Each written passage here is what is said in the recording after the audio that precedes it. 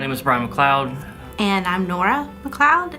My testimony, my mom and my dad would always talk about God and following Jesus, and we were always in church. I was saved when I was 11. I grew up in a Christian home, and I'm the oldest of 4 girls. But I only have one daughter. I don't know how my mom did it, but she had us all ready and in church pretty much on time every Sunday.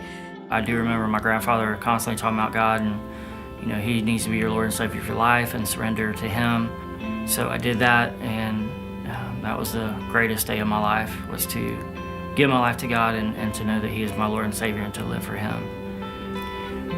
What has brought us to Jacksonville is I am actually going through a treatment program at the Mayo Clinic. It is a medical issue that has been going on for 2 years.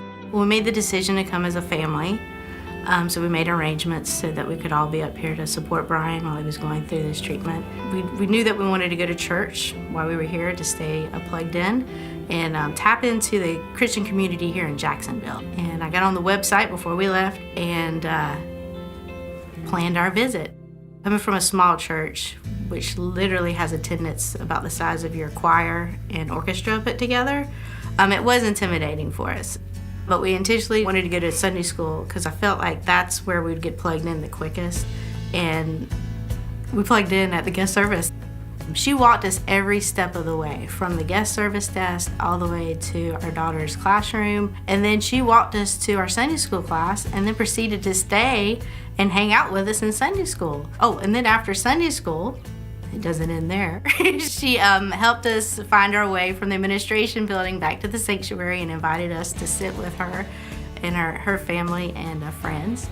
Even in the Sunday school class, the first Sunday we were there with my issue that I've been having, the Sunday school group gathered around and put hands on me and prayed. And this was so needed at this time in my life, this time in our family's life. Brian and I were talking about how in our small town we know everybody, and then if there is a guest, they stick out.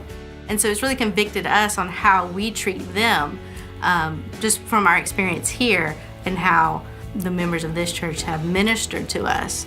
We've been loved on, we've been prayed for, we've been encouraged, and we're going to take that back to Fort Meade with us.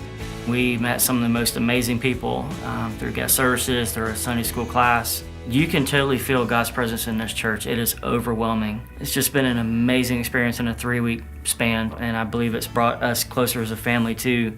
It doesn't get any better than that.